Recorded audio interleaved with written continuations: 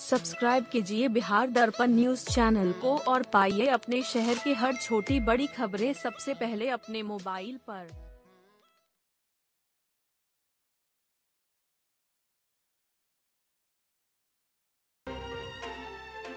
संपर्क से लोग आगे बढ़ रहे हैं। तो इसी सेवा के साथ आज हमारे साथ एक समाजसेवी जुड़े हुए हैं जो बिहार प्रदेश जन कल्याण सेवा संस्थान के निर्मल जी हैं। मैं पूजा रंजन और आप देख रहे हैं बिहार दर्पण। नमस्कार, आपका बहुत स्वागत है हमारे चैनल पर। निर्मल जी बहुत लंबे अरसे से सेवा कर रहे हैं लोगों के, समाज के भी जाकर।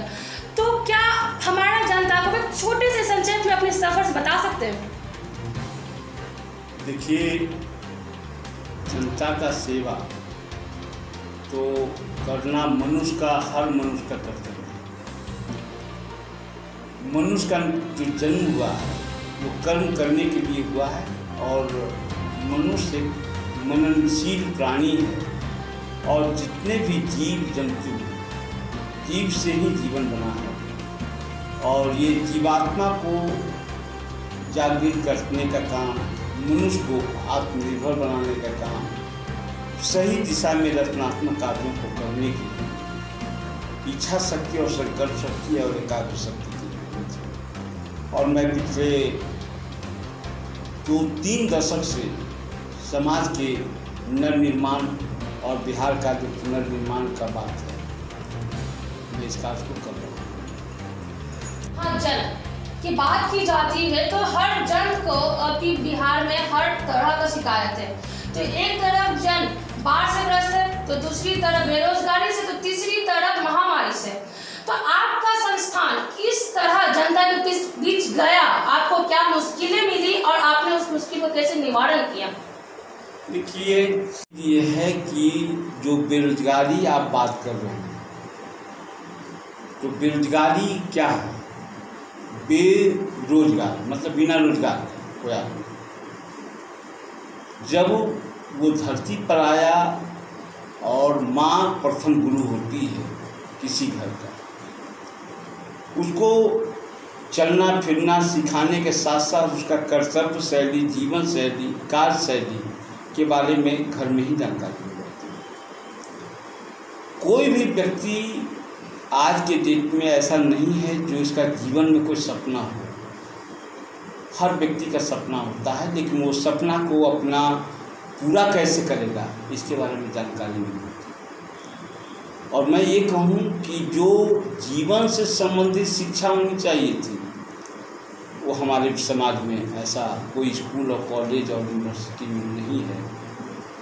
ये शिक्षा को सिर्फ कार्यात्मक शिक्षा का रूप दे करके हम मैट्रिक, IAA, BA, MA जो करा देते हैं और सारे का अलग अलग जो जीवन से संबंधित बातों को हम कैसे प्रयोग कर सकते हैं, कैसे अपनी दिनचर्या को ठीक कर सकते हैं, कैसे अपने जीवन शैली को ठीक कर सकते हैं, कैसे अपने कार्य शैली को ठीक कर सकते हैं, हमारा लक्ष्य क्या है, हमारा सोच क्या है और हम अपने उद्देश्य के अनुरूप कैसे अपने आप को ढाल कर करके आत्मनिर्भर बन सकते हैं, इसका कोई जानकारी नहीं है समाज में। अगर ऐसा जानकारी होता तो बेरोजगारी नहीं होती।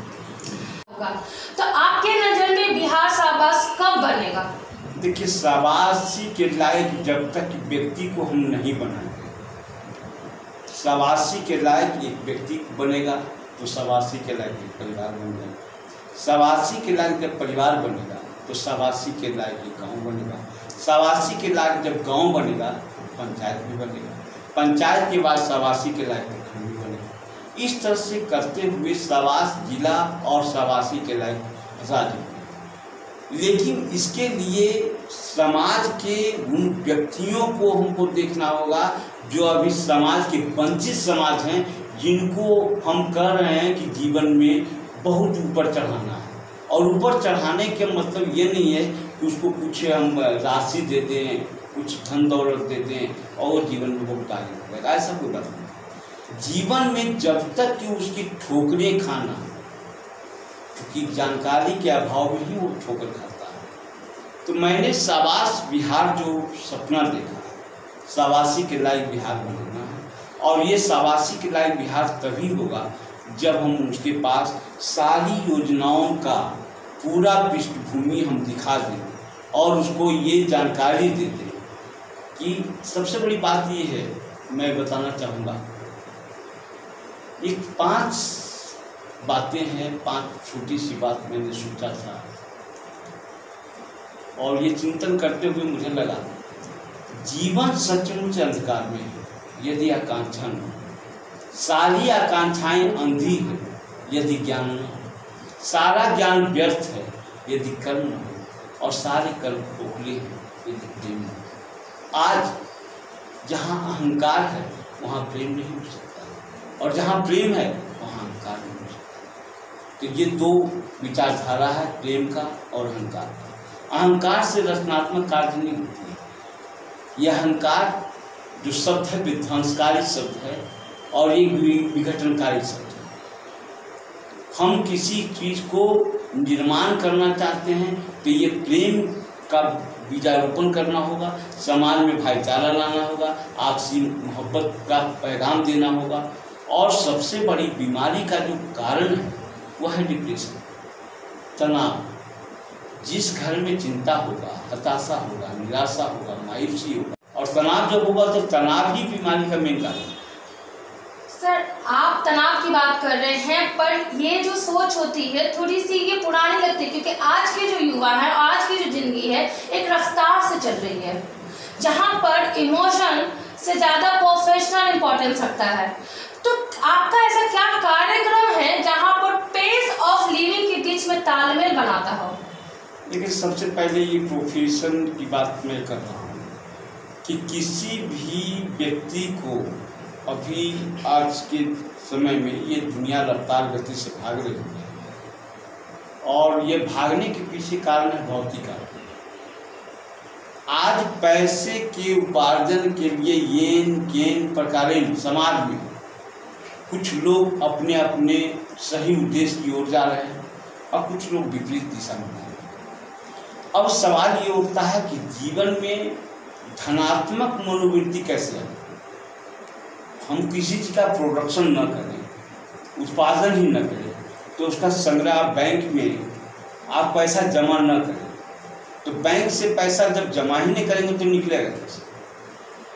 अभी हमारे पास जितने बेरोजगार हैं उनको उनकी रुचि के अनुसार उनको यदि काम सौंपा जाता है और उसका उत्पादन होता है, उनको सारी बातें गांव के डेवलपमेंट से संबंधित हम बताते हैं, तो वो शहर क्यों आए।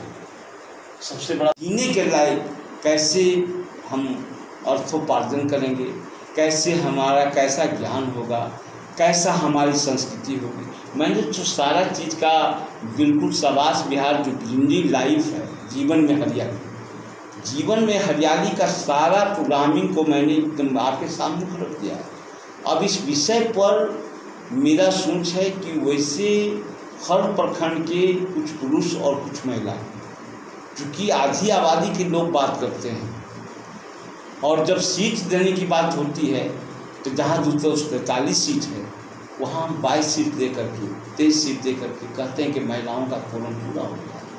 अरे बाबा, जब आधी आबादी है तो उसको 50% होनी चाहिए। सरकार में सीट के नाम पे 2-3 होते, क्या आपका संस्थान इसके खिलाफ कभी आवाज़ उठाया, कोई कार्यक्रम चलाया? बिल्कुल बिल्कुल। मेरा शुरुआत में 2001 में जागो मेरी बहना करके मैंने चलाया और मैंने उस समय महिला दक्षता समिति था जो सुमन कृष्णकांत उसके राष्ट्रीय अध्यक्ष थे, उपराष्ट्रपति कृष्णकांत की पत्नी थी। उस समय महिला दक्षता समिति मैंने बनाया और मैंने सवाल उठाया कि जब थाना है और थाना में पुरुष जहाँ कैदी है वहाँ महिलाओं का जाना ठीक नहीं है, इसलिए महिला थाना होना चाहिए। और इस 2 बातों पर, एक महिलाओं को जगा करके उसकी आरक्षण स्पेशली होनी चाहिए और महिला थाना होना चाहिए, ये आवाज़ बुलंद हम बिहार से नालंदा जिला से शुरू किए थे और पिछले 10-12 वर्षों तक इस विषय को ये किए और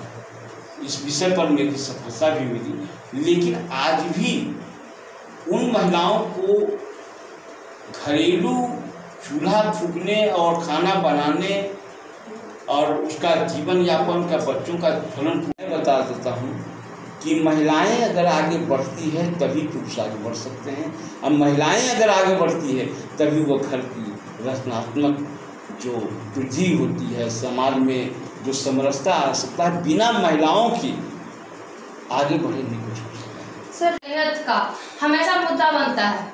बिहार क्या बल्कि पूरी दुनिया देख ले तो अभी हाल ही में जो कांड हुआ, हाथरस का रेप कांड हुआ, बक्सर में महिला के साथ दुष्कर्म हुआ, तो महिला का सुरक्षा क्या सिर्फ पेज के पन्नों में है या फिर सही में इसको यूज किया जा रहा है? देखिए, नारी को आप जो है फूल मत समझिए, और उस नारी को लोग फूले समझ करके अगर रखेंगे तो एक ऐसी समय आएगी जब वो नारी में एकता और संगठनात्मक क्षमता, नारी से ही काली बनी, दुर्गा बनी, और सब नारी ही, प्रकृति भी नारी है, लेकिन नारी को जो नर है वह नर तो अभी नर के रूप में, एक मनुष्य के रूप में, एक अच्छे मनुष्य के रूप में हम नहीं देख रहे हैं। जब उसको आत्मा से संबंधित जानकारी ही नहीं है कि हम गलत कर रहे हैं कि सही कर रहे हैं, इसका बोध ही नहीं है, तो वो तो पशु के समान है ना।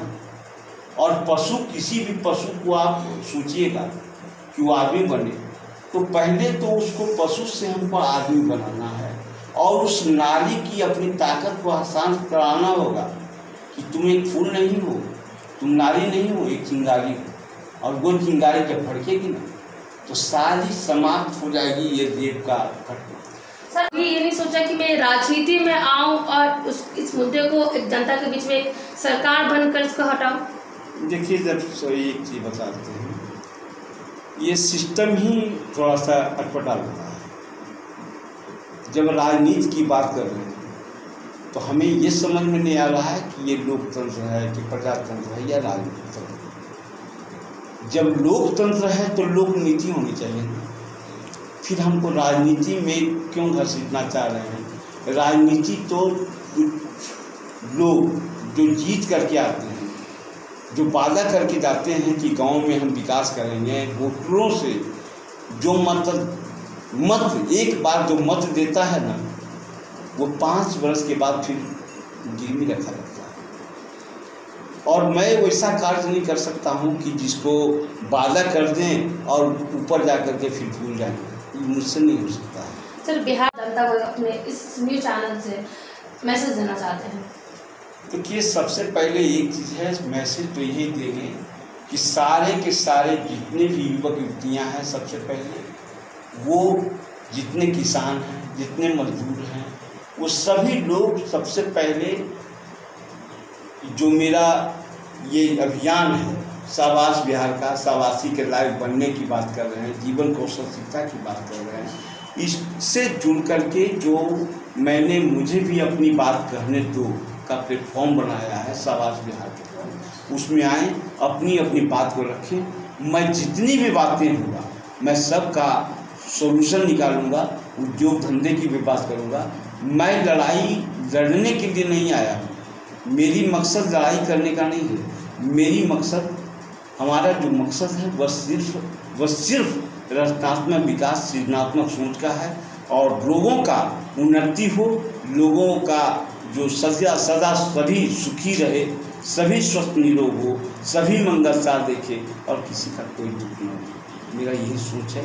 और मैं बिहार दर्पण से भी पूरे इलेक्ट्रॉनिक मीडिया हूँ, मैं प्रिंट मीडिया हूँ, मैं सबको धन्यवाद दूंगा कि अगर इस कार्य में हमारा साथ देंगे तो एक दिन इसी बिहार को, जो बिहार की धरती के रूप में जो बिहार बना है, बिहार नाम क्यों पड़ा, ये बिहार जो शब्द है ये पूरी दुनिया में इसका वैल्यू है।